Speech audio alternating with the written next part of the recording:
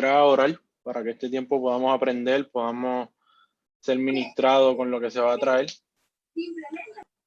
Alguien que se voluntare. Amén. Voy. Padre Santo y Padre Bueno, te damos las gracias en esta noche por el privilegio que nos da de estar en comunión los unos con los otros para exponernos a tu palabra, a la enseñanza de tu palabra. Te pedimos que abras nuestro entendimiento para comprender y conocer tu perfecta y agradable voluntad. También oramos, Señor, para que aquellos hermanos que están tratando de conectarse lo logren y que puedan alcanzar, Señor, el propósito tuyo para nuestras vidas. Usa a Yadiel con palabras sabias en su boca, Padre, que fluya tu propósito para edificar y enseñar e instruir al pueblo tuyo, Señor. Confiamos que así va a ser y de antemano te damos las gracias, Padre, por Jesucristo nuestro Señor y Salvador. Amén y amén. Amén. Gracias, pastor. Déjame tener el celular aquí para llevar el tiempo. Es rara la interacción aquí. No tengo feedback y me gusta el feedback de los hermanos, pero hacemos, anhelando, ¿verdad? Anhelando como se trabajó recientemente, siempre anhelando volver a esos cultos presenciales, porque yo creo que algo que hace a la iglesia, ¿no? Es esa comunidad, ese compañerismo. Yo creo que anhelamos eso, pero ahora, ¿verdad? Usamos las herramientas que tenemos y damos gloria a Dios que las tenemos. Y lo que vamos a tocar hoy, ¿verdad? Es apologética. Es algo que a lo mejor algunos no han escuchado, a lo mejor algunos sí ya han escuchado y algunos me habrán escuchado a mí decirlo varias veces. Es un tema que me gusta muchísimo. Voy a tocar un poquito sobre qué es la apologética y después de eso voy a darle una de las herramientas, uno de los argumentos a favor de la existencia de Dios.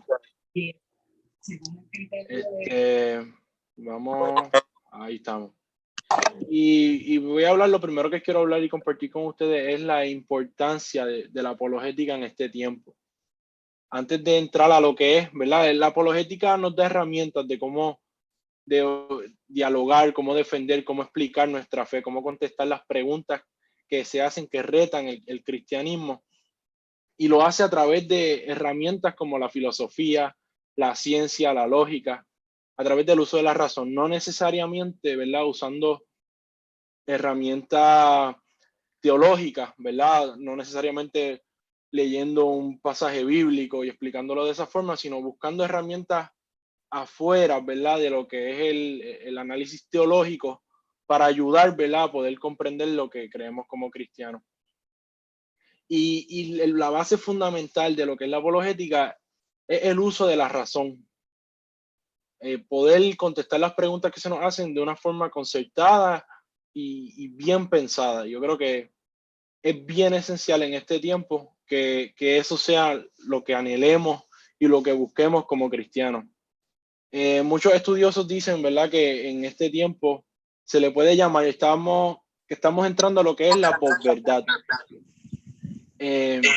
Antes se hablaba muchísimo de lo que era, ¿verdad?, el posmodernismo, y ahí lo escribí, es la transición después del posmodernismo, donde el posmodernismo se decía, y era la corriente de pensamiento donde cada uno establece su propia verdad, ¿verdad? Y el posmodernismo establecía, yo hago esto y yo creo esto, y esto es lo que yo creo independientemente de lo que otros piensen, y yo creo esto, y las demás personas creen otra cosa y todo el mundo trata de cohabitar de esa forma, cada cual estableciendo su verdad.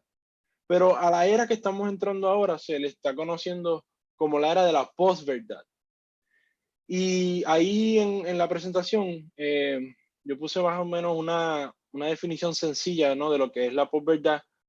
Y la posverdad se puede mostrar como la cosmovisión donde los sentimientos propios van por encima de la verdad y la razón. Lo más importante es cómo yo me siento.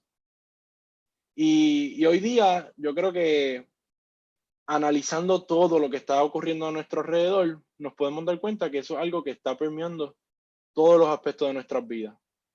Ya no es tan importante qué es lo cierto o qué es lo correcto como qué es cómo yo me siento al respecto de algo.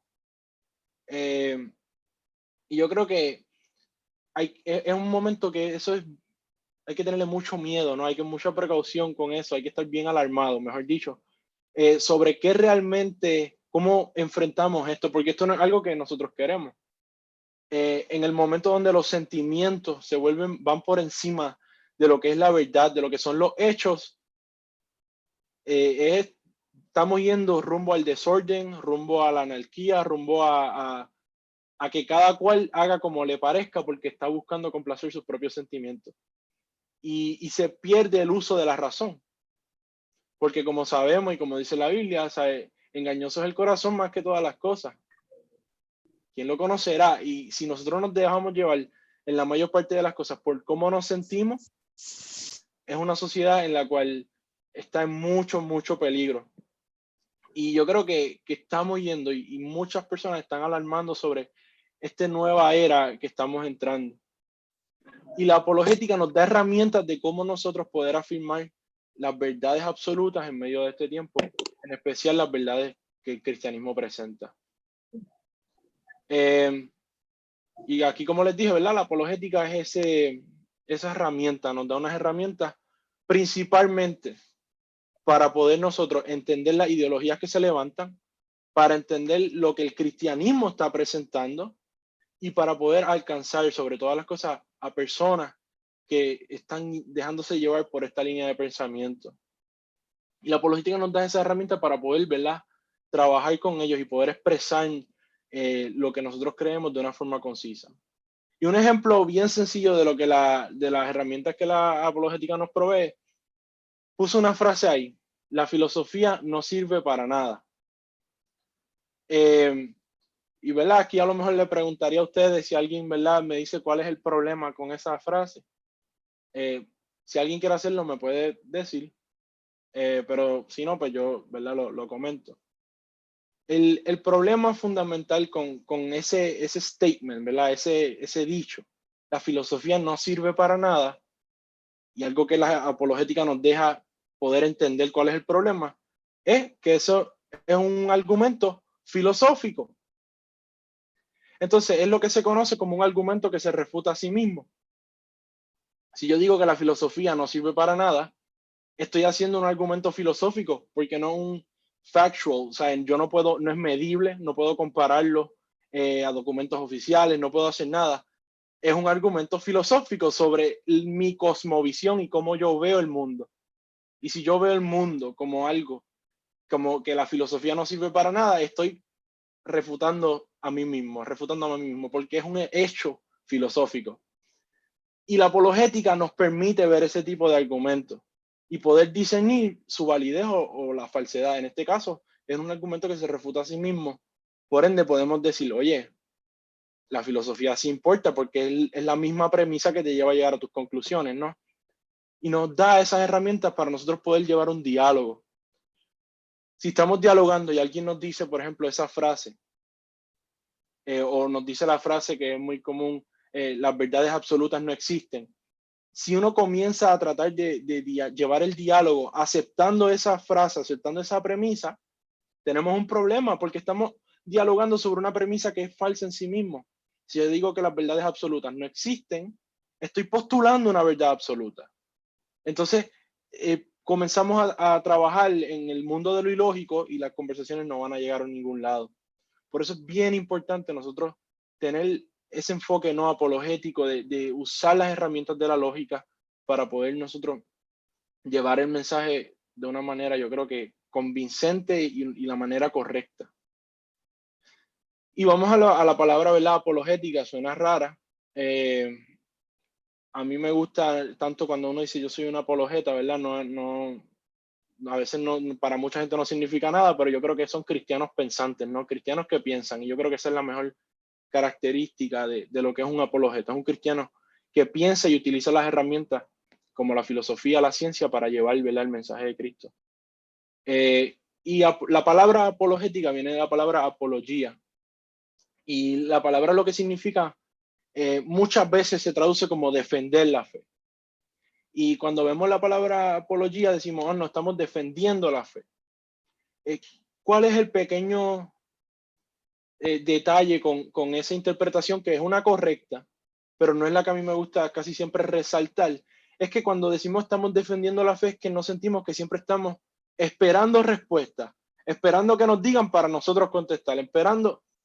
Y realmente cuando tú vas a lo profundo, ¿no? Te das cuenta que la palabra apología significa dar una razón, contestar una pregunta.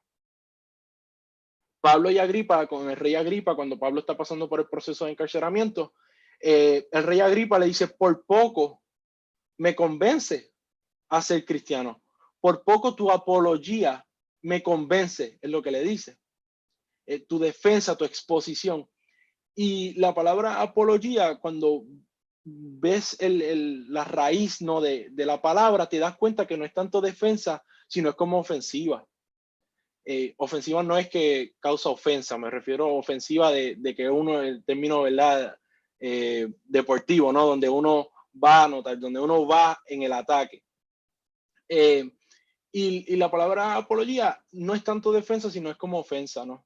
Es la ofensiva, es nosotros ir contestar las preguntas. La acción sale de nosotros hacia los demás. Y eso es un aspecto bien importante porque muchísimos cristianos, cuando vamos al diálogo, muchas veces estamos a la defensiva, tratando de nosotros ver qué nos preguntan o qué nos dicen para nosotros contestar. Y es como que esperando, ¿ves? Me preparo para... Pero realmente el trabajo del apologeta es llevar a la persona a tomar, a analizar, ¿no? lo que conlleva a la cosmovisión cristiana. Y yo creo que es un mind shift, es un cambio en nuestra mentalidad que creo que es bien, bien importante. Si alguien quiere mencionar algo, un comentario ahora, antes de seguir a lo próximo, tenemos ese tiempo. Seguimos. Perfecto. Wilber, si tú puedes estar pendiente de las personas que quieran hablar, porque no los veo como estoy haciendo sharing screen. Pero perfecto, seguimos.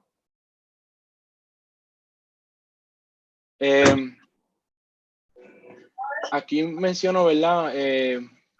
¿Por qué necesitamos la apologética? Se supone que diga ahí. O necesitamos apologetas, necesitamos personas que practiquen la apologética. Oye, le di 30 segundos. En el caso, ¿verdad? Sócrates dijo, en una frase, dijo, la vida no examinada no vale la pena vivir. Y asimismo, las creencias no examinadas no se deben creer. Debemos examinar el cristianismo y entender por qué creemos lo que creemos. Y yo creo que eso es algo que Sócrates dijo hace muchísimos miles de años atrás, que nosotros debemos atesorar. La vida no examinada no vale la pena vivir.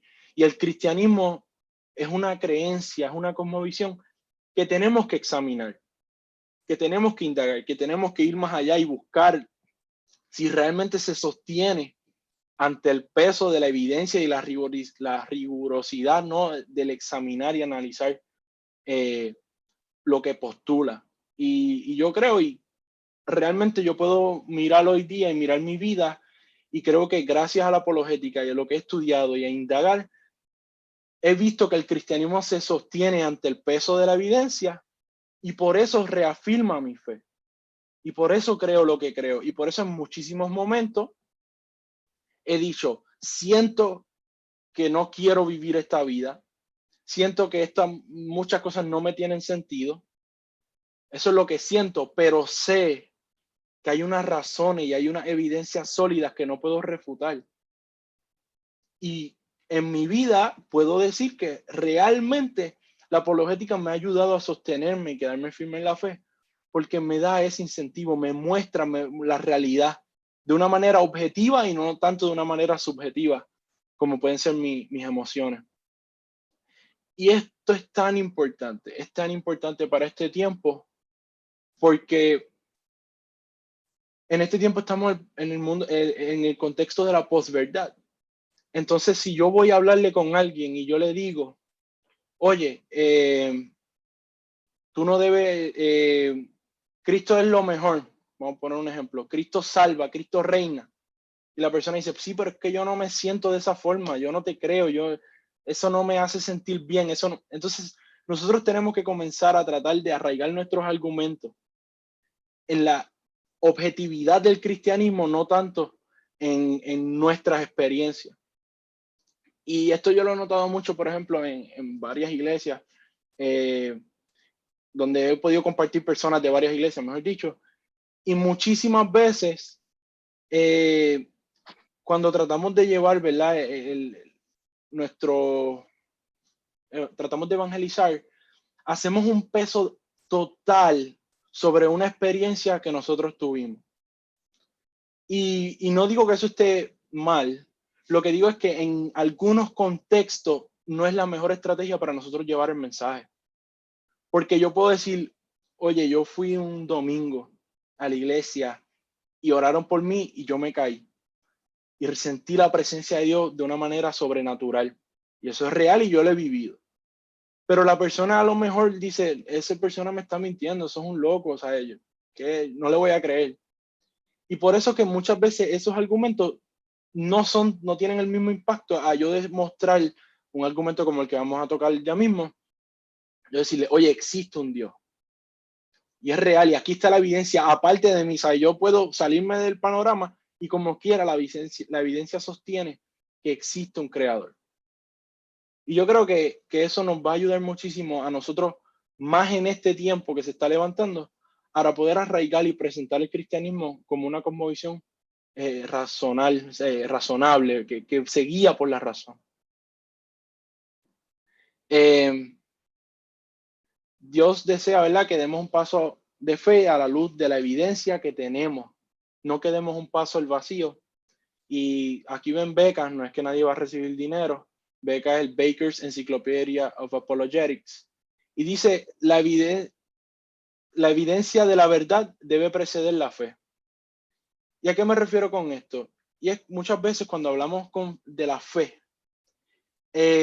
no entendemos realmente lo que estamos diciendo. Cuando tú traduces la palabra fe a su original, la mejor palabra en español que combina con fe es confianza.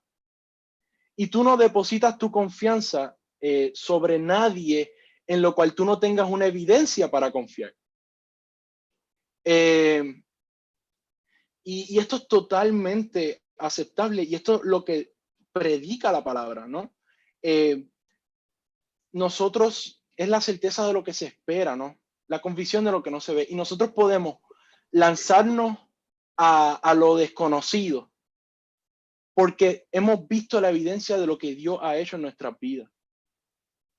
Nosotros como cristianos no nos lanzamos al vacío.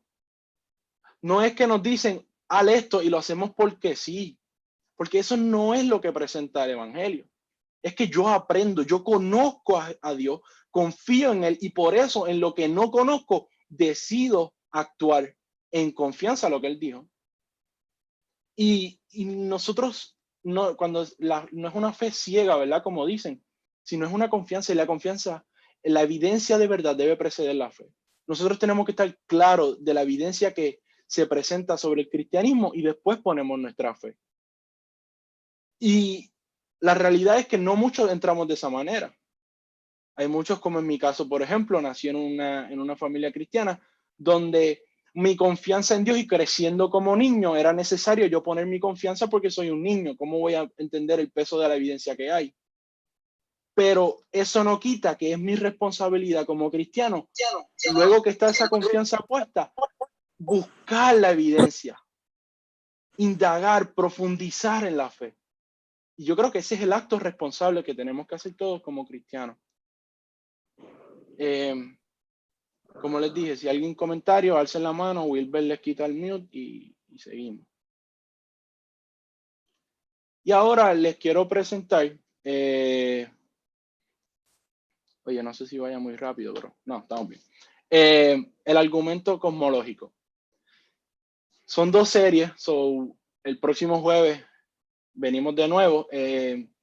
Y, ¿verdad? Por cuestión de tiempo y el que tenemos 1 hora y media, pues decidí presentar 2 argumentos. Hay más argumentos, hay muchísimo material para discutir, pero traté de, ¿verdad?, reducir todo para el tiempo que tenemos. Hay 2 argumentos que les quiero presentar. ¿Qué son estos argumentos? Los argumentos que voy a tocar con ustedes son argumentos que utilizan la filosofía, utilizan la ciencia, la lógica y la ciencia para poder mostrar la evidencia de que existe un Dios. Y eso es lo que vamos a tocar. Yo creo que espero que eso le levante la curiosidad. Oye, ¿cómo usando la ciencia y la filosofía y la lógica podemos probar que realmente existe un Dios? Y eso es lo que vamos a usar. Quiero hacer la salvedad. No voy a mencionar pasajes bíblicos, no voy a mencionar lo que dijo el teólogo, tal, o eso, porque dentro del contexto de la apologética no es lo que se hace.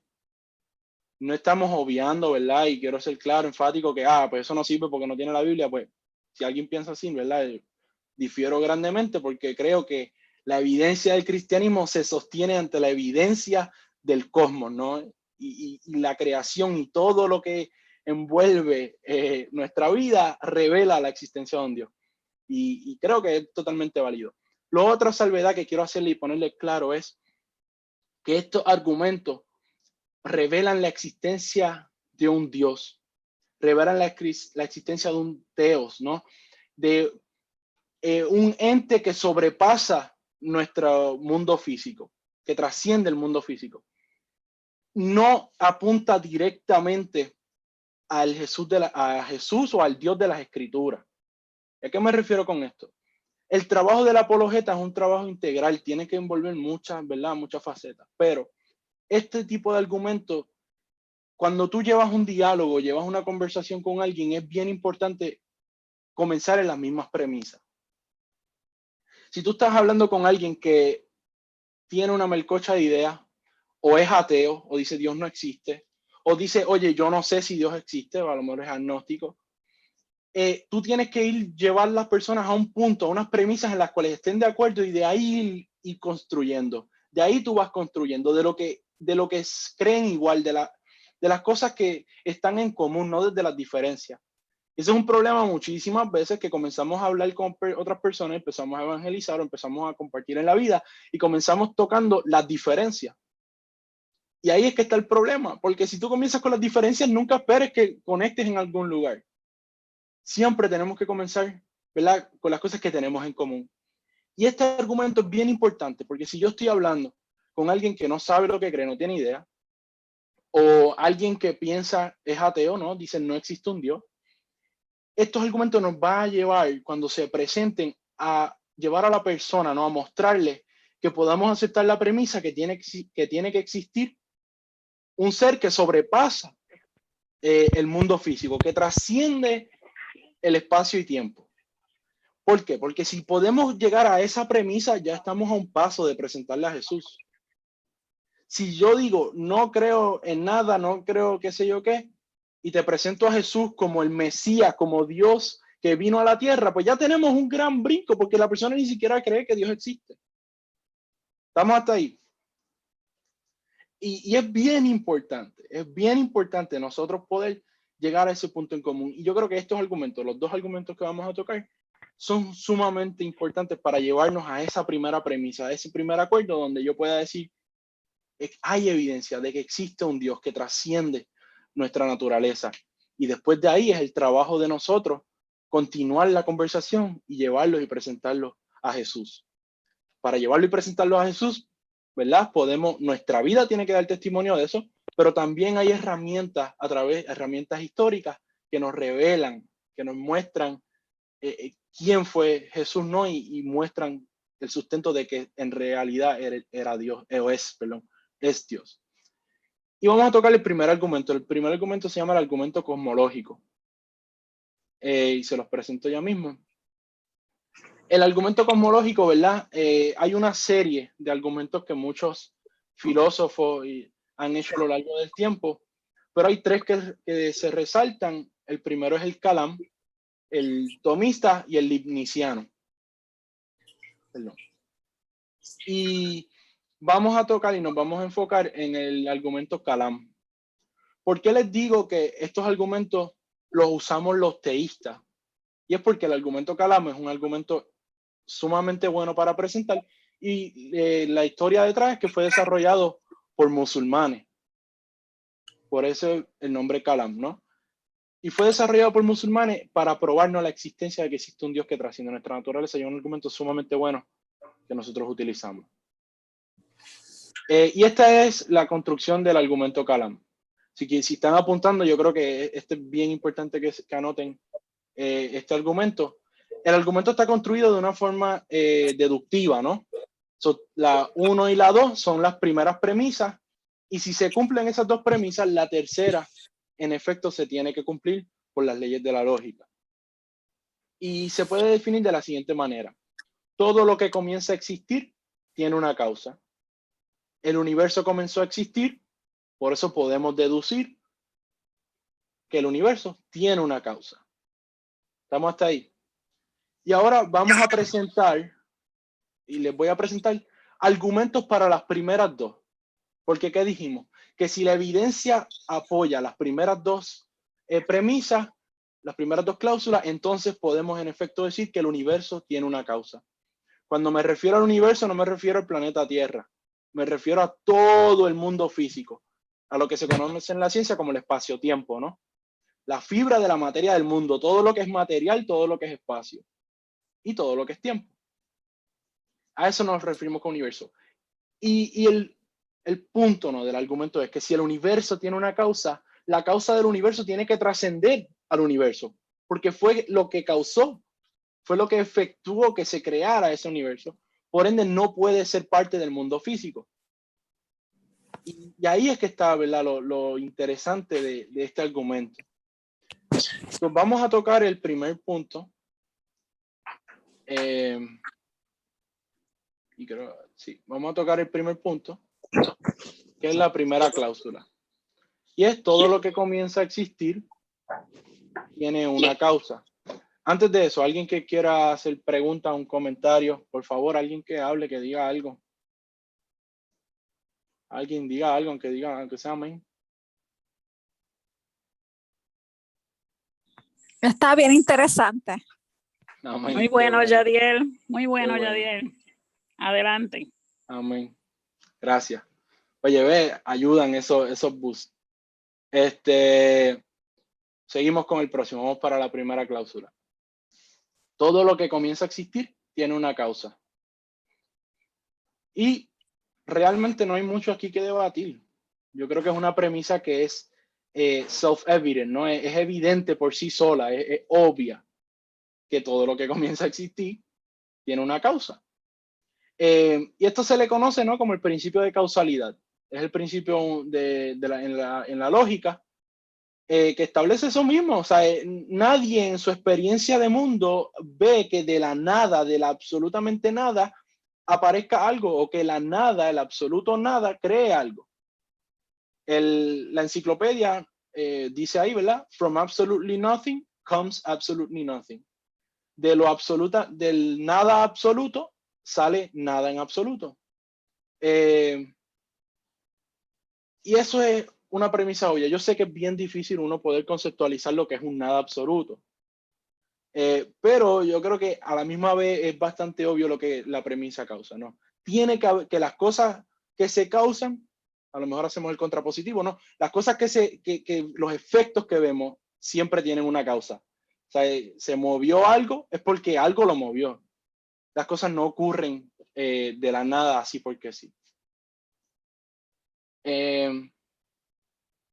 Y vamos aquí. Y ahí puede surgir, aunque usted no se lo crea, puede surgir alguna objeción. Y decir, oye, eso no, a lo mejor eso está en juego, ese principio de la lógica está ahí y no necesariamente sea cierto. No hay mucho que sustente esto, pero vamos a mostrar la única objeción que yo conseguí. Y una es el Copenhagen Interpretation.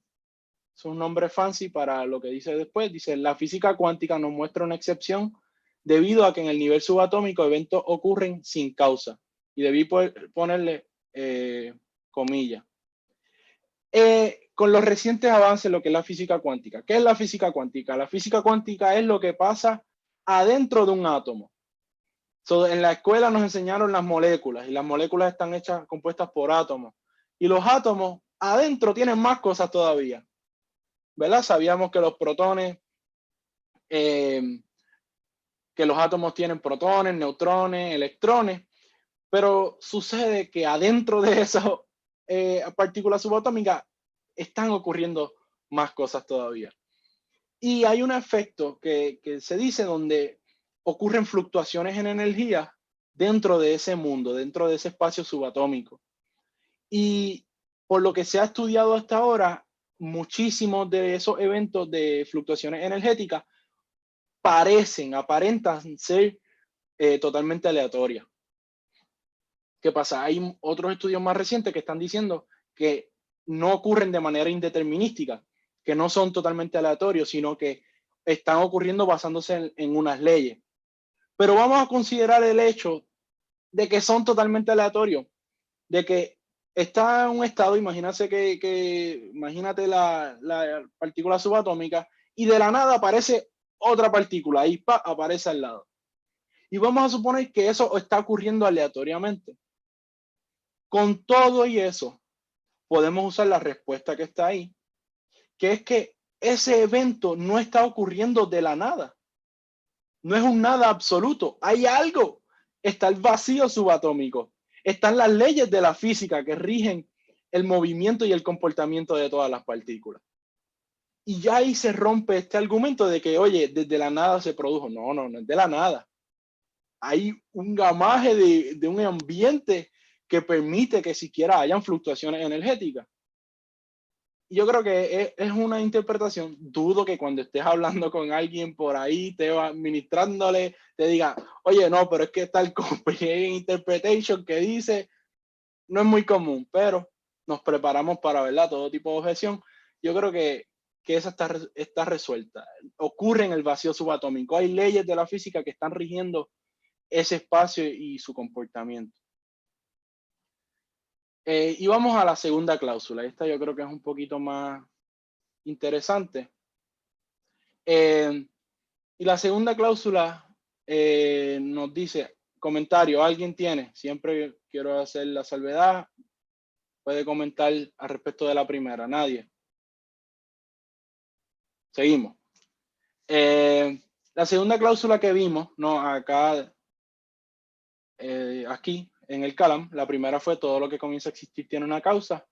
Y ahora vamos a la segunda. Queremos probar si en efecto el universo comenzó a existir. ¿Cuál es la evidencia que hay detrás de eso? Y llegamos a la segunda cláusula. El universo comenzó a existir. Y ahora les voy a presentar dos argumentos. Eran cuatro. Tengo 4 argumentos para probar esa segunda cláusula, pero obviamente por el tiempo, pues lo quise reducir un poco y lo quise llevar a 2 de ellos. Hay 2 argumentos científicos y hay 2 argumentos filosóficos. Y decidí coger uno de cada uno filosófico y uno científico. El primero es los infinitos actuales no existen. Te puedes preguntar, Yadiel, ¿qué rayos quiere decir eso? Lo vamos a aplicar ya mismo. Y el segundo, que es el argumento científico para probar que el universo comenzó a existir, es la expansión del universo. Hay mucha evidencia científica que está determinando eso. Vamos al primero. Los infinitos actuales no existen. Y podemos preguntarnos, ¿qué es un infinito actual? Esa es la primera pregunta, ¿verdad? Para decir que algo no existe, primero tenemos que entender qué es ese algo. Y les voy a llevar a mi mejor explicación. Esta es mi mejor explicación. Y espero que les convenza. Un infinito actual es decir que en este mundo, en este contexto donde vivimos, puede existir un objeto y que la cantidad de ese objeto es infinito. ¿Estamos hasta ahí? ¿Sí? So, ¿qué les puse? So, vamos a suponer que podría ser un infinito actual. Ustedes ven el carrito ahí, el carro. Pues decir que tenemos una cantidad infinita de carros. Eso es un infinito actual. No es el número, no es decir, oye, este es el número, o sea, el número infinito, porque el número infinito en efecto es un número y se puede utilizar matemáticamente. El punto está en hacerlo actual, en que existe una cantidad infinita de un objeto. A eso nos referimos con infinito actual. Y lo que queremos decir es que el infinito actual no existe. En efecto, no existe. Tú no puedes tener una cantidad infinita de algún objeto. ¿Sí? Perfecto. Espero que yo hago así, pero espero que me hayan dicho que sí allá en su casa. Y continuamos acá, ¿no? Un infinito actual no puede existir. Y vamos al segundo punto. Estas son las premisas, perdona. Estas son las premisas para probar que en efecto no puede existir un tiempo infinito. Y déjame hacerle la aclaración aquí porque ahora cambié, espérate, dice tiempo.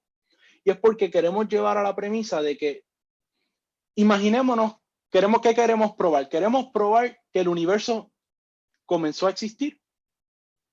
Esa era la premisa. Si lo llevo acá. El universo comenzó a existir. Eso es lo que queremos probar. Si buscamos lo contrario, sería que el universo nunca comenzó a existir. Si el universo nunca comenzó a existir, significa que el tiempo es infinito. Porque lleva desde siempre, nunca tuvo un comienzo. Y lo que queremos probar es que el tiempo, el concepto de que exista tiempo infinito por siempre, no es real, no es posible. Eso es lo que queremos probar. Y empezamos con la primera premisa. Un infinito actual no puede existir. Déjame aquí rapidito updatear mis notas acá. Porque voy a necesitar un poquito de ayuda acá. Perfecto. Y esa es la primera premisa. Un infinito actual no puede existir. El segundo es una secuencia infinita de eventos físicos. Es un infinito actual. Y por ende, podemos llegar a la conclusión de que una secuencia infinita de eventos físicos no puede existir. Esto es lo que queremos probar. Y vamos a tocar un poquito de esas tres premisas. Lo importante de aquí es que podamos ver que es un análisis deductivo, ¿no?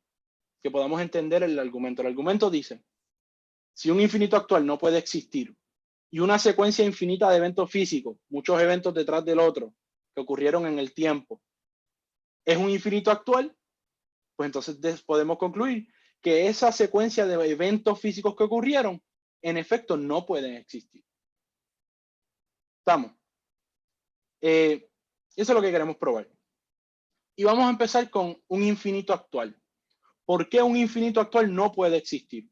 Y usted puede decir, oye, pero es que en efecto no debe existir, o sea, nada existe infinitamente. Y vamos a hacer un análisis, un ejercicio filosófico que nos va a ayudar a probar en efecto, esa premisa.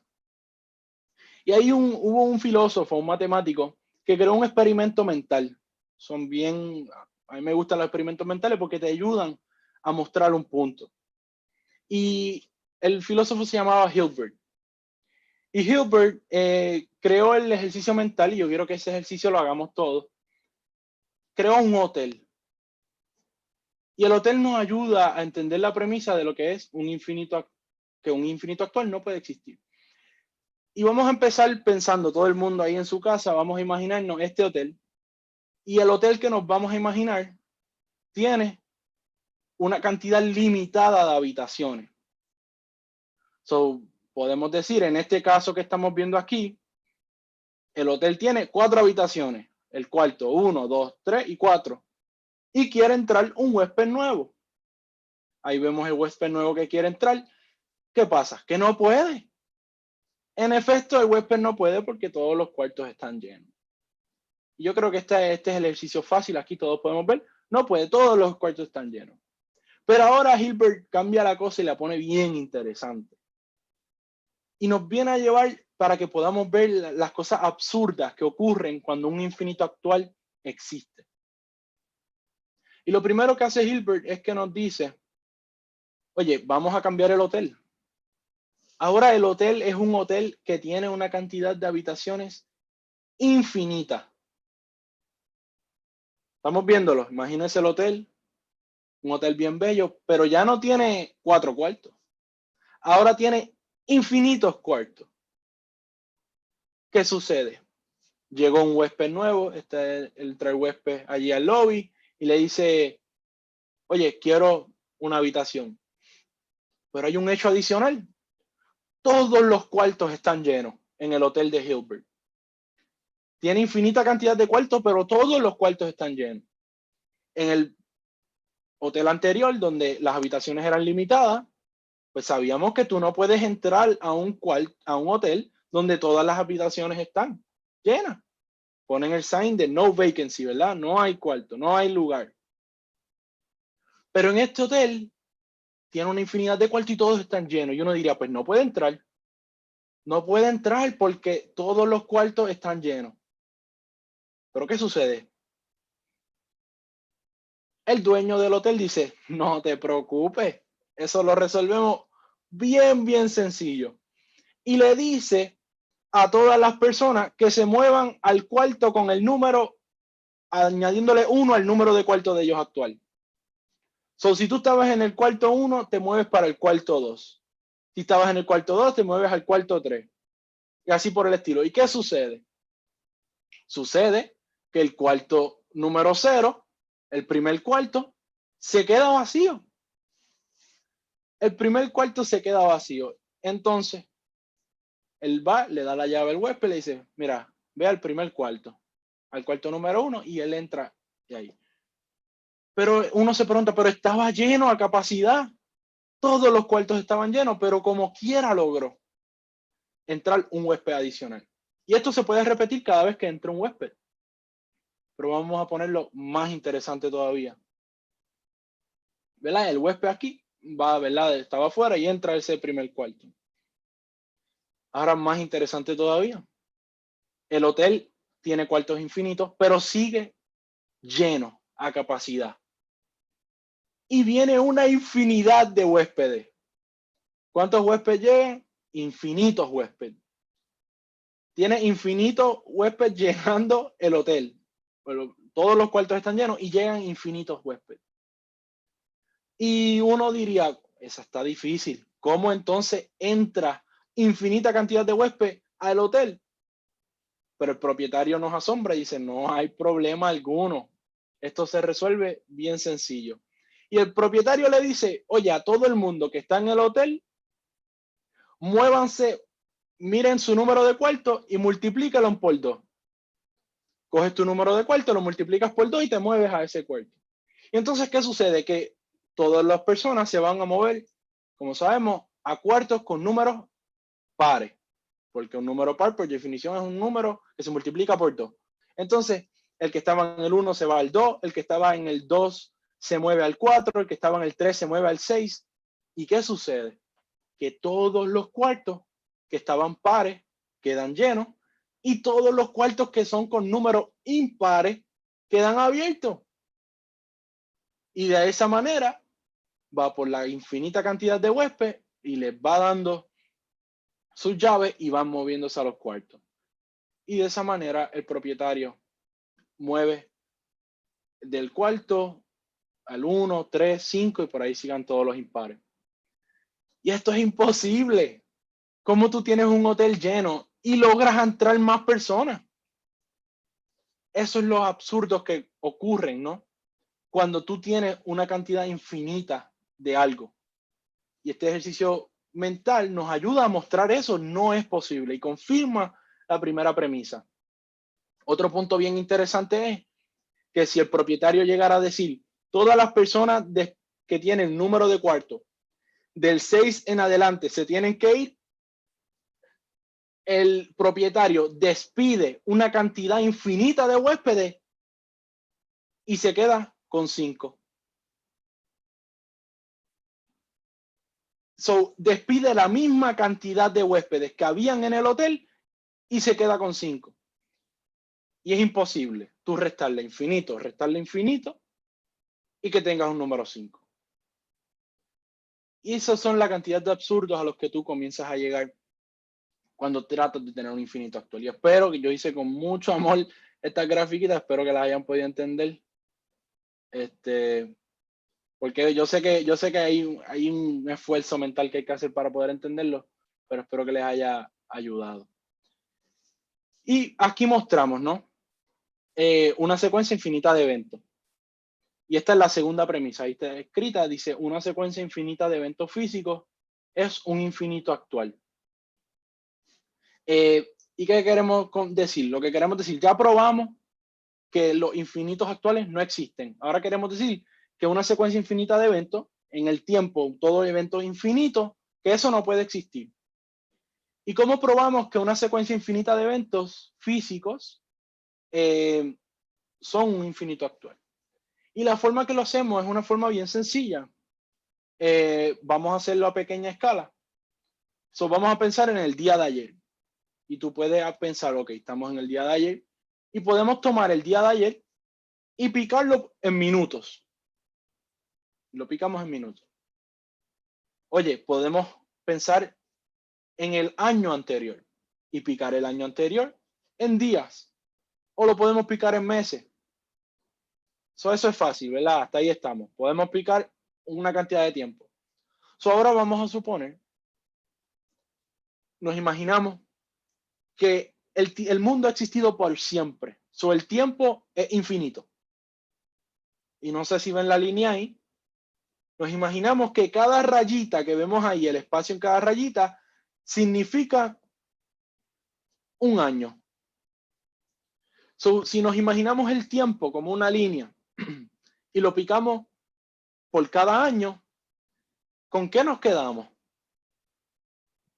Nos quedamos con un montón de años, de objetos de años, nos podemos imaginar, ¿verdad? Año, y un montón. ¿Y con cuántos años nos quedamos? Infinito. Porque si la línea era infinita, nunca tiene principio ni fin, yo sigo para un lado y la pico en pedazos, me quedo con un infinito actual, me quedo con un año, con muchos pedazos de un año de largo de duración. Y ahí pruebo que en efecto, si el tiempo fuera infinito hacia el pasado, es un infinito actual.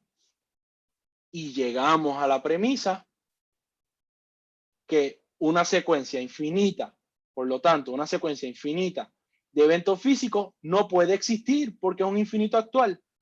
Es decir, el tiempo es finito hacia el pasado. Hubo un comienzo en el tiempo. ¿Estamos ahí? Ahora ahí gritando, aleluya, amén.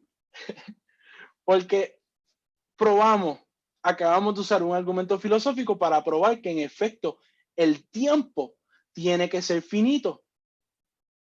Porque si fuera infinito, lo picamos en pedacitos, sabemos que los infinitos actuales no pueden existir por el hotel, comienzan a aparecer contradicciones, solo picamos, tenemos un infinito actual, eso no es posible, solo lo contrario tiene que ser cierto. Y lo contrario es que el tiempo en efecto es finito, tiene una cantidad de tiempo determinada y hay pruebas, porque si el tiempo es finito, estamos hoy, le damos para atrás, vamos a llegar a un comienzo.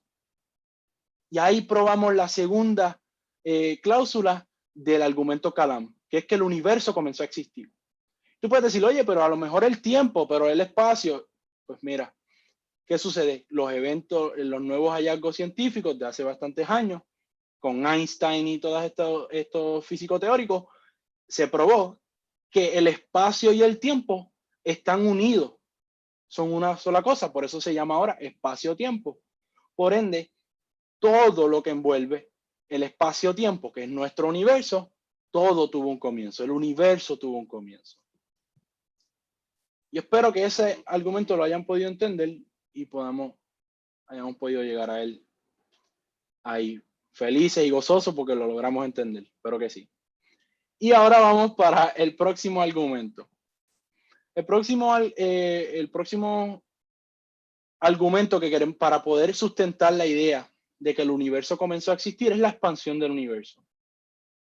Y me imagino que algunos de ustedes, ¿verdad? Han podido, han escuchado sobre este tópico. Voy a tomar un poquito de agua. Me disculpo. Vamos ahí. La expansión del universo. Y empezamos con este hombre peludo ahí que tiene el pelo medio loco, el famoso Albert Einstein. Y le puse el título Big Bang para que fuera emocionante. Y es la teoría del Big Bang. Y después vamos a tocar, yo sé que muchos cristianos han dicho, oh, pero la teoría del Big Bang, eso no es, eso es en contra del cristianismo, bla, bla. Vamos a tocar eso. Y les voy a decir que la teoría del Big Bang es el mayor miedo a los ateos que practican la física teórica y practican la física. Le pone un miedo increíble por lo que el Big Bang representa. Y la teoría, ¿verdad? Comienza, esa teoría del Big Bang surge más luego, pero todo comienza, la expansión del universo, todo comienza con el físico teórico Albert Einstein, o Einstein, como se le debe decir propiamente. Y Einstein hizo, ¿verdad?, una aplicación cosmológica de lo que él había descubierto de la nueva teoría gravitacional. Es lo que se conoce, ¿verdad?, como la teoría general de la relatividad. No voy a tocar nada de eso, no voy a adentrarme en nada de eso, no se preocupen. Pero en efecto, sabemos, bueno, no sé si sabemos, pero las leyes de la gravedad que regían el mundo, ¿verdad?, de la ciencia, eran las leyes de Newton, antes de Einstein, hace mucho, mucho tiempo atrás. Y Einstein descubre, dice, oye, pero esas leyes funcionan en la Tierra, pero no funcionan en el universo, en los planetas. Y Einstein, ¿verdad?, genera la teoría general de la relatividad, y analizando lo que componía la teoría, saca unas ecuaciones. Y esas ecuaciones las toman otros dos científicos. Creo que los dos son astrónomos. Y en el 1920, Alexander Friedman y Georges Lemaitre, lo dije bien, yo sé, no fue un gallito, cogen esas ecuaciones, me quedé ahí en hold, cogen esas ecuaciones de Einstein y las logran resolver. Estos dos científicos resuelven y logran predecir matemáticamente que el universo se estaba expandiendo. Bien curioso, ellos son los que postulan lo que luego se conoce como la teoría del Big Bang. Dato curioso, ellos nunca predijeron, nunca dicen que hubo ningún Big ni ningún Bang. Es un nombre que se le pone a la teoría luego, ¿verdad? En términos como comerciales, cuando la teoría comienza a llegar al público en general, algo para que la gente pudiera asociar el nombre con la teoría. Pero fue un hallazgo increíble. Y un pequeño detalle y una curiosidad es que, si pueden ver, Alexander Friedman es el de la izquierda y Georges Lemaitre es el de la derecha. Y es bien curioso, no sé si han notado la imagen de Georges Lemaitre. Georges Lemaitre era un cura. Georges Lemaitre es un cura que era físico para ese tiempo, que fue uno de las dos personas que postulan, no resuelven las ecuaciones de Einstein y logran predecir la expansión isotrópica del universo. Algo muy admirable, ¿verdad? Y eso, lo primero que me lleva a mí es: los cristianos pensamos y podemos hacer ciencia al más alto nivel y la más alta capacidad. Y lo otro es que quita este estigma que se levantó muchos años luego por falta de conocimiento sobre lo que era la teoría del Big Bang. Porque él mismo fue el que lo postuló y predice algo que favorece y confirma, ¿no?, lo que los cristianos han estado postulando y diciendo por miles de años. Y pasamos al 1929, y en el 1929 surge un personaje, un genio, Edwin Hubble. Y Edwin Hubble descubre algo que se llama el redshift. Y es el redshift, lo voy a leer, en el espectro óptico de la luz de galaxias distantes. So, él mide las ondas, ¿verdad?, ópticas en el espectro de luz que recibe, y se da cuenta que hay algo que él llama el redshift. Y él demuestra que este redshift es un atributo de todas las galaxias que son medibles, que se pueden ver, y que era proporcional a la distancia entre la Tierra y esa galaxia. Y eso se le conoce como el Hubble's Law. En Arroyo Habichuela, él dice, mide en la onda de luz que está recibiendo de una galaxia distante. So, él mira la galaxia y ve la onda de luz que recibe, y la mide en tiempos distintos. ¿Y qué sucede? Se da cuenta que hay un cambio en la onda que recibe en la luz. Y por ponérselo, trivializarlo un poco, vamos a suponer que la vio roja y la próxima vez la ve más orange. Y él dice, oye, pero estoy midiendo la misma galaxia. ¿Qué pasa? Es el mismo efecto que el efecto Doppler. No es el Doppler que nos da el radar atmosférico sino el efecto Doppler es el efecto cuando pasa una ambulancia. Tú estás en tu casa y pasa una ambulancia por la calle, ¿verdad? Cuando la ambulancia va lejos se escucha y cuando va acercándose se escucha más cerca, más duro, y cuando se va alejando tú escuchas como que el Yo sé que no suena como yo lo hice, pero me entienden. So, cuando está lejos se escucha lento, cuando va acercándose se va escuchando más rápido, y cuando se va se vuelve a escuchar como que ese cambio. ¿Qué sucede? Eso lo que está haciendo es que las ondas de sonido, a medida que yo voy viajando, déjame ver cómo me veo aquí para poder explicar. Aquí, yo estoy haciendo así no lo ven. Aquí. A medida si yo estoy aquí y la persona viene, las ondas vienen a la misma velocidad, pero se van acercando porque a medida que yo me voy acercando, esta onda venía lento, ¿verdad? Venía lento, pero cuando yo me acerqué, esta próxima viene más rápido y se crea ese efecto en el sonido. Y ese efecto es lo mismo que pasa con las ondas de luz, donde a medida que vienen más rápido porque están más cerca, vienen con mayor frecuencia, a medida que se van alejando, pues las próximas que vienen atrás no vienen con la misma velocidad, vienen disparejos, vienen con la misma velocidad, pero no vienen a la misma distancia. Y por ende se produce ese efecto en el cambio que tú ves la luz. Hubble, obviamente, por eso ven el telescopio ahí, porque es el famoso Hubble Telescope, y él logró probar eso empíricamente. Empíricamente es en un experimento. Y él mostró, y en efecto ahí se concluye, se confirma que la teoría del Big Bang o el modelo Friedman-Lemaitre está confirmado. El universo se está expandiendo isotrópicamente. Isotrópicamente se refiere a que no es la materia. O sea, nosotros no nos estamos expandiendo, sino es el mismo espacio el que se está expandiendo. La materia queda en el mismo punto, o sea, queda fija, pero el espacio se sigue expandiendo. ¿Y qué sucede con eso? Lo que sucede con ese modelo es que si nos damos cuenta que es isotrópica la expansión, es decir, el universo, las cosas, ¿verdad? La materia se queda donde está, pero el universo se está expandiendo. Vamos a ponerle, yo tengo mi mano aquí, déjame poner la cámara. Tengo mi mano aquí, tengo mi mano acá. El espacio se está expandiendo. No es que mis manos están haciendo así, ¿verdad? Imaginemos que mis manos son un planeta. No es que se están expandiendo mis manos, sino es que el espacio se está expandiendo. Mis manos se están alejando porque el espacio, lo que hay entre medio, se está alejando. Y los que saben un poquito de ciencia se van a dar cuenta que cuando tú tienes mucha materia pegadita, bien compactada, es más denso. Podemos imaginarnos, ¿verdad? No sé, denso como la sopa. A lo mejor una sopa está más densa, es una crema, ¿verdad? Está todo más compactado. Pero a medida que las cosas se van expandiendo y hay más espacio entre medio de los objetos, es menos denso. Es decir, oye, dijimos que se está expandiendo, se está convirtiendo menos denso. Si yo le doy para atrás, el universo se está convirtiendo menos denso. Si le doy para atrás, ¿qué está ocurriendo? Se está convirtiendo más denso. Más denso, más denso, más denso, más denso, más denso, hasta que llega a un punto, que es el punto que se le conoce como la singularidad. Porque es un punto donde se rompen las leyes de la física. Y aquí es que lo está bien curioso, y esto es lo brutal, y por lo que le tienen muchísimo miedo muchos científicos y quieren postular muchas otras teorías, es porque en esa singularidad se rompen las leyes de la física. ¿Por qué? ¿Por qué se rompen?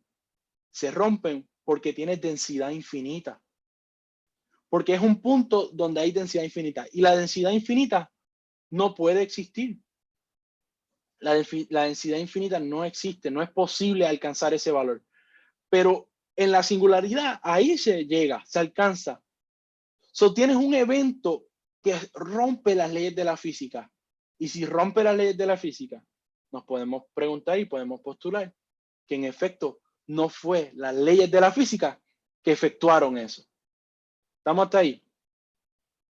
No fueron, porque ahí se rompen. Ahí se rompen las leyes de la física. Eso no pudo ser las leyes de la física las que efectuaron esa singularidad.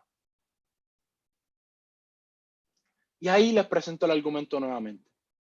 Todo lo que comienza a existir tiene una causa. Este es el argumento Kalam, el general.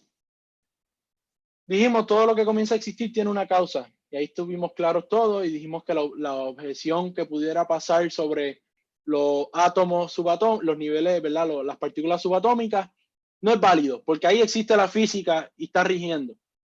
So, en efecto, podemos concluir que todo lo que comienza a existir tiene una causa.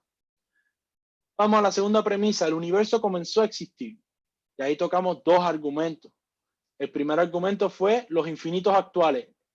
Si el tiempo fuera un infinito actual, la línea del tiempo infinita la picamos en pedacitos de un año, tenemos una cantidad infinita actual. Eso no puede ocurrir. Lo probamos con el hotel de Hilbert.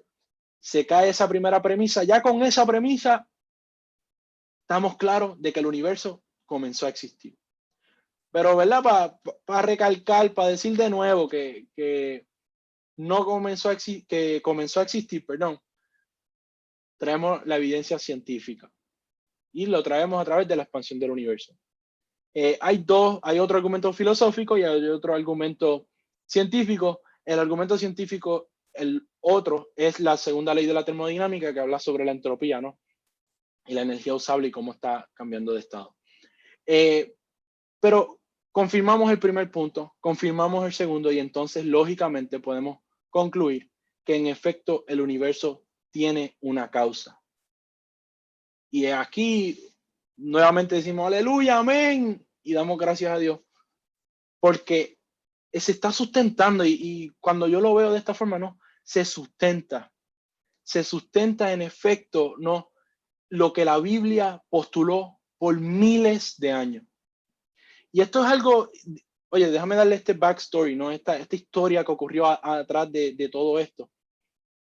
Aquí acabamos de confirmar que el universo tiene una causa. ¿Qué era lo que se pensaba antes en el mundo científico, antes de que Einstein, ¿verdad? Postulara esas ecuaciones y Friedman y Lemaitre las resolvieran y Hubble confirmara? Lo que se estaba estableciendo y lo que era la norma era que el mundo en efecto había existido por siempre. Esa era la línea de pensamiento antes en el mundo de la ciencia y era una muy conveniente porque si el mundo comenzó a existir, si el mundo, ha existido por siempre, entonces el primer punto del argumento Kalam se rompe. El primer punto dice todo lo que comienza a existir tiene una causa. Pero si decíamos, no, el universo no comenzó a existir, pues ya no necesita una causa y puede existir bajo su propio mérito. Pero lo que descubre Einstein, lo que descubre Lemaitre y Friedman y Hubble, es que en efecto no había existido por siempre, sino que tiene un comienzo. Y al tener un comienzo, necesita una causa, necesita algo que creara ese universo. Y ahí es lo que el argumento Kalam postula que el universo tiene una causa. Y ahora vamos a hacer un análisis, vamos a profundizar un poquito sobre qué es la causa del universo, ¿no? Dijimos, oye, tiene una causa. ¿Qué deben ser algunas de las propiedades que tiene la causa del universo? Y ahí vamos a analizar un poco, ¿no? Y el primer punto que podemos observar es que la causa del universo tiene que trascender el espacio y el tiempo. ¿Cómo es eso posible, Yadiel? Bueno, el espacio y el tiempo se crean con el universo. El universo está compuesto del espacio y del tiempo. Lo que crea el universo no puede estar compuesto por lo que crea, porque existe previo al comienzo. Por ende, la causa del universo no está dentro del espacio y tiempo, sino que lo trasciende, está fuera del espacio y tiempo. Eso lo puedes traducir, trasciende el mundo físico, trasciende la naturaleza, no se rige por las leyes de la física. Y ahí es que, ¿verdad? Esa es la primera propiedad. Segundo, podemos decirle inmutable e inmaterial. ¿Qué significan esas dos palabras? Inmutable es que no cambia, no puede cambiar. E inmaterial es que no está hecho de materia. ¿Por qué es inmutable? ¿Por qué tiene que ser inmutable? Oye, tiene que ser inmutable porque no está constringido por no es parte del tiempo. El tiempo que hace, el tiempo mide cambio. Pero si no estás en el tiempo, no cambias. Pura coincidencia que en la Biblia dice que Dios es el mismo hoy y por siempre, ¿no? Mañana y por los siglos de los siglos. Que Dios no cambia de parecer, dice la Biblia. Y seguimos analizando los pasajes bíblicos y nos damos, oye, no cambia, no se arrepiente, no, es inmutable. Pero eso es una casualidad. Y vamos al punto inmaterial. ¿Por qué es inmaterial? Bueno, la materia existe dentro del espacio y tiempo, nuevamente. Eso no es inmaterial, no forma parte de lo que es la materia, no está hecho de átomos, ¿no?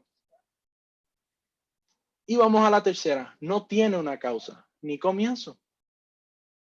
La causa del universo no necesita causa, porque es infinita, trasciende la materia, no está combinada en el tiempo. So, si no está regida por el tiempo, significa que es inmutable, es constante. Y si es constante, significa que ha estado por siempre. Estoy pasando aquí mis notas y me ven que miro acá. Perfecto. Y cuarto, tiene un poder inimaginable. Tiene un poder inimaginable porque creó todo lo que estamos viendo. Si creó todo lo que estamos viendo y nosotros vemos la magnitud de lo que implica este universo, pues sabemos que tiene definitivamente un poder inimaginable. Él es todopoderoso, pudiéramos traducirlo a eso. So, trasciende el espacio y tiempo, pudiéramos decir que entonces es lo que nosotros conocemos como espíritu, trasciende, es inmutable, no cambia. Oye, todas estas cosas me son muy parecidas al Dios que nosotros predicamos. No tiene causa, no tiene comienzo porque es constante, ¿no? Eso es infinito, ha existido por siempre y es todopoderoso. Y ahora vamos a un punto que es bien interesante. Y hay una quinta propiedad que podemos sacar de lo que es la causa del universo. Y esta es la más brutal de todas. La causa del universo tiene que ser personal. Y tú dirías, ¿cómo rayos va a ser personal? ¿Cómo sacamos que es personal? ¿Cómo nosotros podemos decir que es personal? Existen dos tipos de explicaciones. Es una causa, ¿no? Cuando la causa o produce, mejor decimos produce, cuando la causa produce el efecto en este caso es el universo, la causa lo estamos llamando la causa, pero vamos a suponer que es la entidad que trasciende la naturaleza. Cuando produce su efecto, tiene que haber una explicación de por qué se produjo ese efecto. Y existen dos tipos de explicaciones. Existen las explicaciones científicas, que son basadas en las leyes o en condiciones iniciales, o existen las explicaciones personales. Un ejemplo, tú vas a casa de Miguelo y está la olla allí con agua hirviendo en la estufa. Y le preguntas a Flor, oye Flor, ¿por qué la olla está hirviendo en la estufa? ¿Por qué el agua está hirviendo, verdad, allí en la estufa, en la olla? Y ella te puede dar dos explicaciones. Te puede decir, oye, Yadiel, lo que pasa es que la olla, la estufa está produciendo un calor, es un heat source, es una fuente de calor. Ese calor se pasa a través del metal y se conduce hacia el agua que está adentro de la olla y agita las moléculas y las moléculas se van agitando y van cambiando el estado del agua de estado líquido a estado gaseoso. Y por eso el agua está hirviendo allí en la estufa. Y es una explicación totalmente válida. Pero la explicación más racional, que es probablemente la que Flor te dé, es que te va a decir, pues Miguel lo quería un café y se lo estoy preparando. Esa es la explicación, no. Esa es la explicación no científica, sino la personal. Y vamos a entender, vamos a analizar un poco qué tipo de explicación es la que mejor explica, van a la redundancia, el efecto de que la causa produce el universo. Es la causa que estamos llamando, cómo produce el efecto. ¿Qué explica mejor ese proceso de producir el universo? Y analizamos aquí tres cositas. Lo primero es que la explicación científica se queda corta debido a que es creación ex nihilo. Dice Yadiel siempre metiendo términos ahí que no entiendo. Ex nihilo, lo que es nihilo en inglés, es latín, perdón. Ex nihilo significa de la nada. Por ende, si el universo se produce en esa singularidad de la que hablamos y se produce de la nada, antes de eso no existían leyes de la física.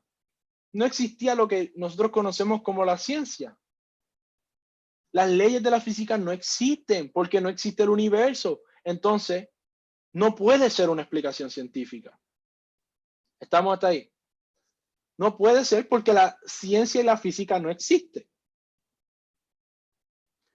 Y vamos al segundo punto. Las únicas entidades que conocemos, que son, ya habíamos explicado las propiedades, las únicas entidades que conocemos, que son atemporales, que no están constreñidas por el tiempo, que son inmaterial, son las mentes y los objetos abstractos. Las únicas dos cosas que cumplen con las propiedades que entendimos de la causa del universo son las mentes y los objetos abstractos. Y ahora vamos a pensar rapidito. ¿Cuándo un objeto abstracto ha creado algo? ¿Qué es un objeto abstracto? Pues vamos a ir a un objeto abstracto. El número 1. El número 1 es un objeto abstracto. Tú no ves un 1 caminando por ahí. Eso es un objeto que nosotros conceptualizamos para explicar una gama de cosas. Los números. El número 1 es un objeto abstracto. ¿Qué sucede? Los 1 y los números no hacen nada. Nunca he visto un 1 producir un perro. Nunca. ¿Por qué? Porque eso no existe. Los objetos abstractos no hacen nada. Las cosas que sí hacen algo son del orden de las mentes. Las mentes producen cambios. Es nuestra mente, es la mente mía la que me dice, Yadiel, habla de esta forma, dile estas palabras. Es mi mente la que me mueve a hacer X o Y cosas. Por ende, la causa del universo no puede ser una explicación científica y tiene que ser del orden de una mente. Tiene que ser una mente porque las mentes son las únicas entidades que nosotros conocemos que pueden efectuar cambios. Y vamos a la tercera. Habíamos hablado de que las explicaciones científicas se pueden basar en condiciones iniciales. Y las condiciones iniciales, déjame pensar un poquito. Ok, una condición inicial podemos pensar. Están los carritos, ¿verdad? Que uno le da la tuerca, los va aguantando, no los pone, le da, y cuando lo pone, echa a correr. Esos carritos, algunos funcionan con tensión, tienen un spring adentro y tú vas poniéndole la fuerza, y tiene esa energía potencial. Cuando lo pones y lo sueltas, la energía cinética, ¿verdad? Hace que se mueva. Cuando tú pones el carrito en el spring ahí apretado y lo pones, podemos decir que esa es como que la condición inicial. Empezó ahí. Y cuando lo dejas correr, se va a empezar a mover. Suelta el spring, se comienza a mover. Y ahí podemos visualizar un poco lo que es una condición inicial. Pero ¿qué ocurre? Si el universo fue creado por condiciones iniciales, eso significa que cuando tú tienes algo que comienza por condiciones iniciales, tiene que ocurrir al mismo tiempo que su efecto. Si las condiciones iniciales ocurrieron hace 3.000 años atrás, vamos a ponerle, el efecto de esas condiciones tuvo que verse hace 3.000 años atrás. Vamos. ¿Qué sucede? Si las condiciones iniciales han existido por siempre, el efecto tiene que verse por siempre. ¿Qué dice eso? Eso me dice que el universo tuvo que haber existido por siempre. Pero eso es lo que acabamos de probar, que no es cierto. Acabamos de probar que la ciencia, que la filosofía demuestra que el universo tuvo un comienzo. Por ende, no puede ser condiciones iniciales la causa del universo. Porque si las condiciones iniciales existieran desde siempre, repito, pues desde siempre hubiese estado el universo. Y ahí llegamos. No es una explicación científica, no es del orden de una mente, tiene que ser una mente porque la mente es lo único que efectúa cambio. Y no puede ser a base de condiciones iniciales porque ya si fuera por condiciones iniciales, perdón, hubiese existido por siempre el universo, pero acabamos de probar que no es así. Y eso me lleva a mi último slide, creo, que la mejor explicación es que es un creador personal, que da la explicación. Es la razón. La razón, no. La explicación de por qué se efectuó la causa del universo es porque es una mente personal. Y aquí, ¿verdad? Podemos decir que claramente esos atributos es lo mismo que nosotros decimos que es Dios. La causa del universo es Dios. Como les dije, cualquier teísta, cualquier persona que cree en Dios puede usar este argumento. Pero ya que mi cosmovisión y la cosmovisión de los que estamos aquí es la cristiana, podemos hacer el paralelismo entre la Biblia y lo que dice la Biblia acerca de Dios y nos confirma que en efecto es un creador personal. Lo brutal de esto es que la Biblia ha estado diciendo que el universo comenzó a existir miles de años atrás y que Dios fue el que causó que se creara el universo. Y esto queda confirmado. Y es lo otro que quiero que estemos claros. No usamos ningún pasaje bíblico. ¿Por qué esto es bien importante que no utilice ningún pasaje bíblico?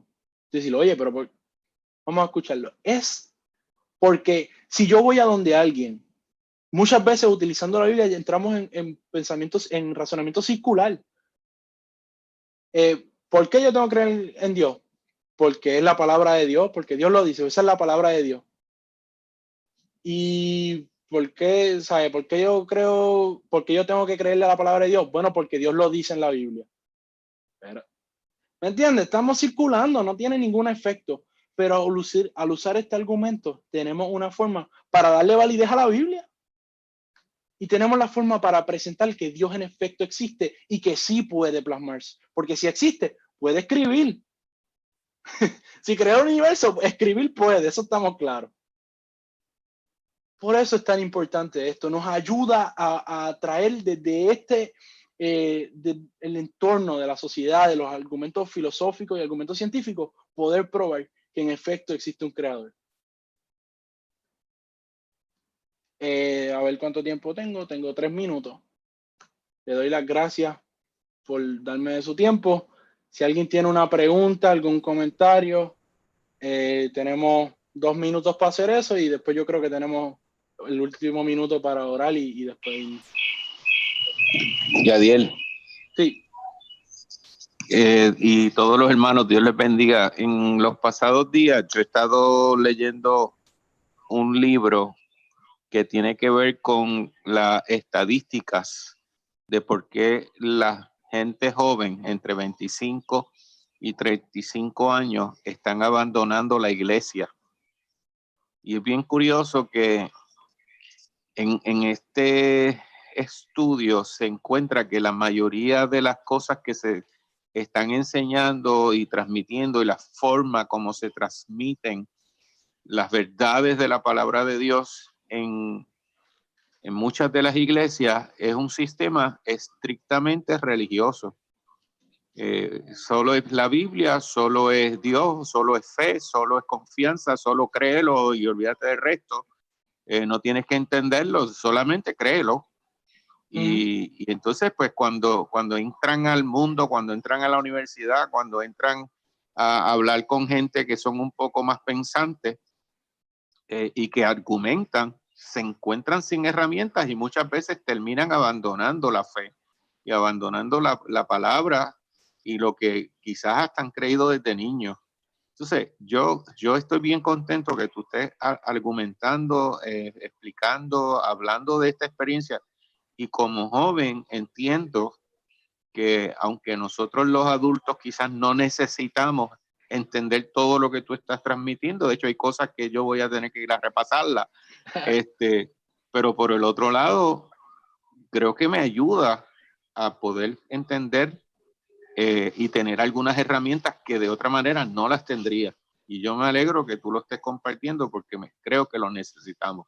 Así que una vez más, reafirmo el que para nosotros alcanzar a esta generación entre 25 y 35 años necesitamos entender y poder procesar para poder argumentar, conversar, tener conversaciones pensantes y no entender que cuando ellos retan o piensan o dicen algo, es que son contra Dios. No, no son contra Dios, es que su pensamiento y su forma de pensar los ha llevado a buscar estas explicaciones. Así que gracias una vez más. De nada. Rapidito con eso, muchas veces basamos nuestro, o muchas personas, y digo, ¿verdad? En general, no estoy apuntando a nadie en particular, mucho menos a mi iglesia, pero muchas iglesias y muchos cristianos realmente piensan que el cristianismo no va a aguantar la evidencia. Y yo creo que cuando tú basas tu fe y crees y indagas y tan profundo como los cristianos vivimos esta vida, si lo hacemos en algo que pensamos que va a caerse por la evidencia que se dé, pues mira, realmente yo no apostaría a eso. O sea, en mi vida, yo no diría, oye, voy a vivir esta vida si creo que va a romperse con la evidencia. Y es parte fundamental, si somos cristianos y creemos realmente que esta es la realidad, que esta es la verdad, yo creo que ante el peso de cualquier evidencia vamos a poder mostrar que en efecto lo que creemos es verdad. Y si es verdad, va a ser apoyado por la evidencia. Y creo que es bien importante que presentemos esto siempre a la juventud y a todos los hermanos. El tiempo se está poniendo bien subjetivo. Cada cual piensa. Yo creo que debemos arraigarnos en la razón, en la lógica. Y por algo se llama logos, ¿no? Es el nombre, el verbo, el logos. Y de ahí sale la palabra lógica directamente. Porque lo que Dios hace no lo hace aleatoriamente, ni lo hace a lo loco. Todo tiene una razón, todo tiene un pensar. Él es la primera causa. Nada, con eso, hermanos, los amo. Gracias por el tiempo, por escucharme y nos vemos el próximo jueves también.